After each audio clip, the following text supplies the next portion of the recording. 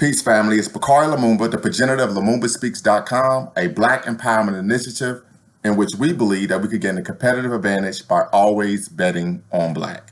I'm back once again with another video entitled, What Are We Fighting For? And I created this video, as you all know, I love to stay in the gym. And a young man actually came up to me and said, "Sir, I know that you're really about Black history, Black power, Black politics, etc., right?" And he said, "What is it that we're fighting for?" And the conversation kind of went to, I know some people are fighting for equal rights for women, feminism. Some people are fighting for equal rights for the LGBTQ community, right? He says, "I know some people are fighting for issues in terms of immigration on the border. Some people are fighting for inclusion, equity, justice for all." So the question came, what are we actually fighting for? So I thought about it for a while, and I said, I know what I'm fighting for, but the question is, I believe, what should we be fighting for?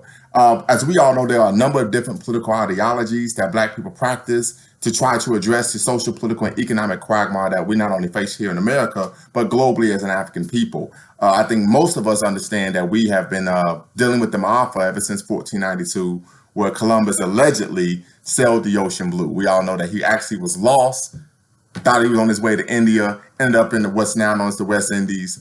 And then, of course, we know as a result of his subsequent landing in Santo Domingo, there was a era for centuries to come of genocide, racism, slavery, etc. But of course, we know that we're dealing and facing anti-Black racism. We also know that for some people, they turn to religion. We know many Black people are practitioners and parishioners of course, the Christian church. We even have some Black people who engage in Islam, Rastafari, so on and so forth.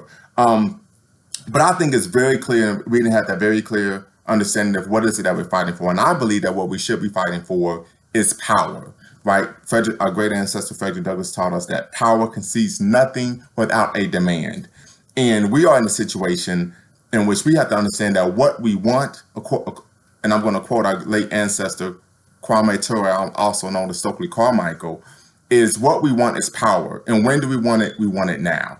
And what we have to understand is that power is germane to all living people. For many of us in the community, Black people who have been dealing with the Ma'afa of colonialism, imperialism, racism, and slavery, we tend to have a very antagonistic or unhealthy relationship with power due to how power has been enforced upon us and the fact that we typically are victims of white power.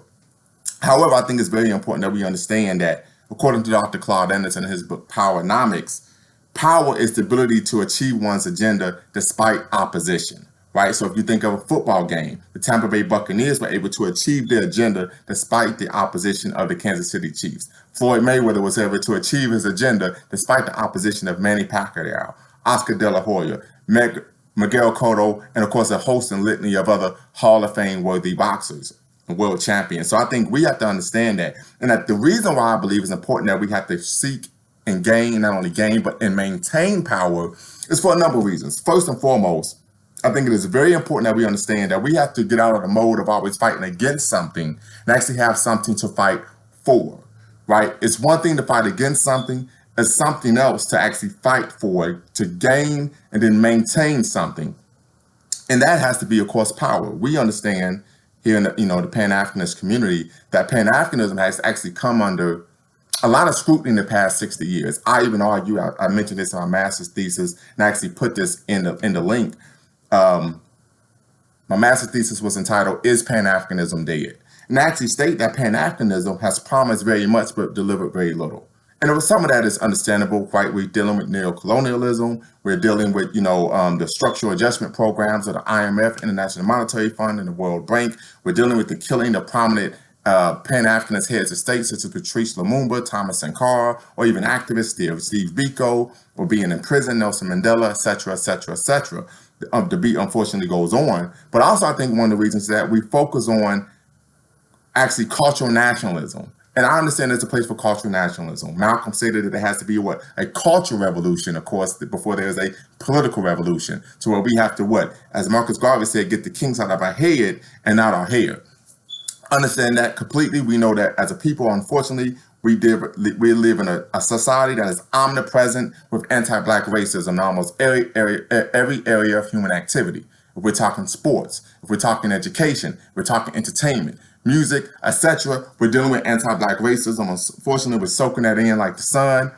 And as a result, it tends to manifest in our behavior, in which we oftentimes, unfortunately, can engage in anti-Black, unhealthy, self-defeating, self-destructive behavior. But with that said, culture is very important. Understanding who we are, understanding our history and our heritage is very important. However, that tends to be as far as we go, right?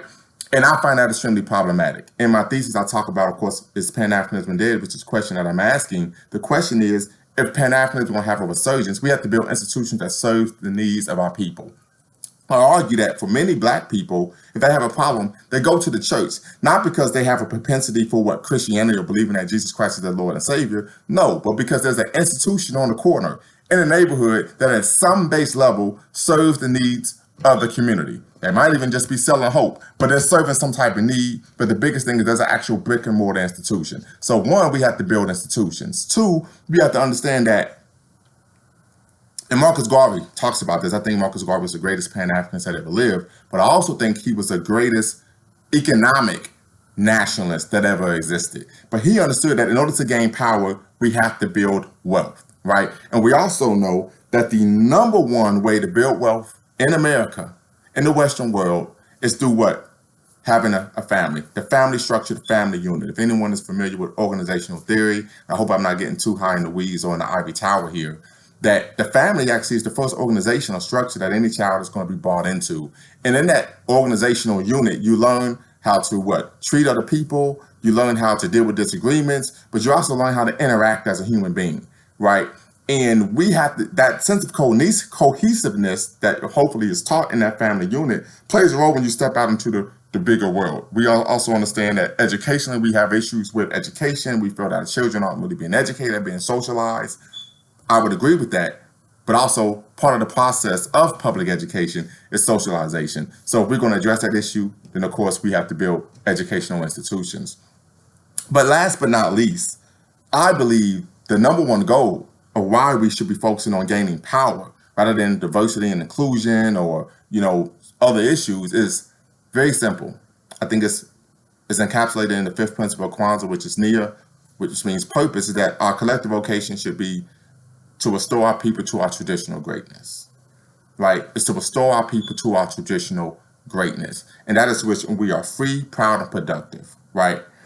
Unfortunately, that's not the case now. And if we're going to address that issue, we have to shift the focus from inclusion, from being Republican, Democrat, liberal, conservative, etc., to focusing on being Black and gaining power. Marcus Garvey asked, he's always taught us that the goal has to be race first. We understand that Arab people focus from a race-first perspective. We know that Jews focus from a race-first perspective, and it's done them very well, right?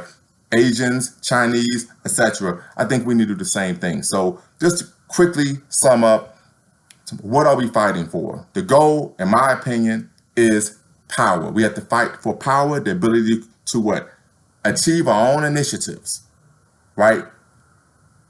Achieve our own initiatives despite opposition from outside forces. And I think we can argue that, unfortunately, here in 2021, globally as a people, we are not able to do that.